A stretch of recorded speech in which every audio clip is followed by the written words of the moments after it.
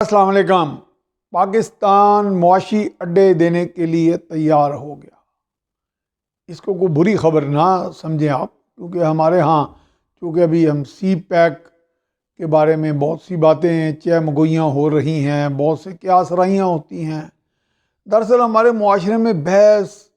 مباحثے اور بے جا بحث مباحثے، ویسے تو بحث کرنے سے ڈیبیٹ جو ہے اور ڈسکشنز جو ہیں وہ تو ایک وائبرنٹ معاشرے کی علامت ہے، لیکن ہمارے ہاں کچھ ایسے ہے کہ جیسے ہم کہتے ہیں نا من حرامی حجتاں ڈھیر، تو اسی طرح میں کہتا ہوں من حرامی دلیلاں ڈھیر، تشریحاں ڈھیر۔ تو ہم نے اتنی تشریحات بنا لی ہیں، ہم نے اتنی دلائل بنا لیے ہیں، جس طرح کا بھی کوئی اگر آدمی عمران خان کو پسند کرتا ہے تو اس کے منہ سے ہر نکلا ہوا لفظ وہ کہتے ہیں جی روحانی ہے اور آسمانی ہے، آفاقی ہے۔ جو مریم نواز کے سپورٹر ہیں وہ کہتے ہیں جی وہ بالکل حق بجانب ہیں کہ منی ٹریل نہ بھی دیں۔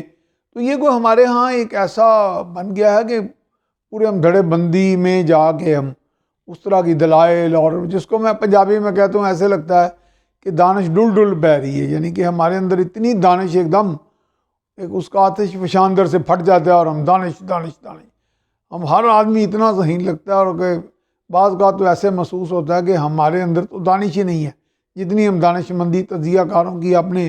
ساتھیوں کی، اپنے بھائیوں کی سنتے ہیں۔ تو یہ معاشی اڈوں کی جب بات ہوئی تو اس پہ میں سی پیک کے حوالے سے ہم کہتے رہے کہ جی پاکستان نے چین کے آگے اپنے آپ کو بیچ دیا ہے، معاشی اڈے دے دیے ہیں۔ پہلے تو ماضی کی حکومتوں میں الزام لگتے رہے، زیادہ تر چونکہ سی پیک جو تھا وہ نواز شریف کے دور میں اور شہباز شریف کے دور میں زیادہ یہ آگے ترقی کی، اس کے تحت بہت سے منصوبے بنے، خاص طور پہ توانائی کے اور ہائی ویز کا بھی ایک جال جو ہے وہ بچھایا گیا اور اس کا آغاز کیا گیا۔ تو دیکھیں اس میں ایک بات تو ہمیں سوچنی پڑے گی کہ جو بھی ملک، چاہے وہ چین جیسا دوست ملک ہو، آئرن بردر ہو، جو بھی ہو، وہ جب سرمایہ کاری کرے گا یا اس کا سرمایہ کار یہاں پہ آئے گا تو وہ کافی حد تک اپنی شرائط رکھے گا اور اس میں منافع کی بھی شرائط ہوں گی، اور یہ بھی ہو سکتا ہے کہ چونکہ سرمایہ کاری بہت زیادہ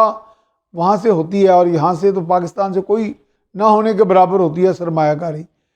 تو اس میں وہ اپنا زیادہ حصہ بھی لیتے ہوں،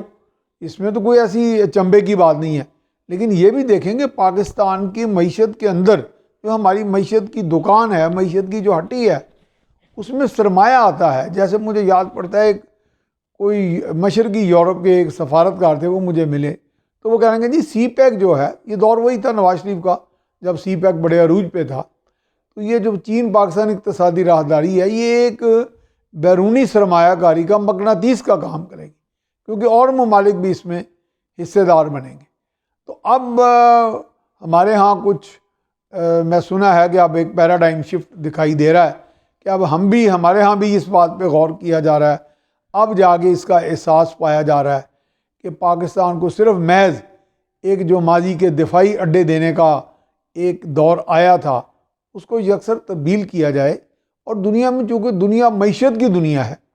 تو اب یہ ہے کہ معیشت کے اڈے دیے جائیں، تو پاکستان کو ایک جیو اکنامک بجائے کہ جیو اسٹریٹجک لوکیشن بنانے کے،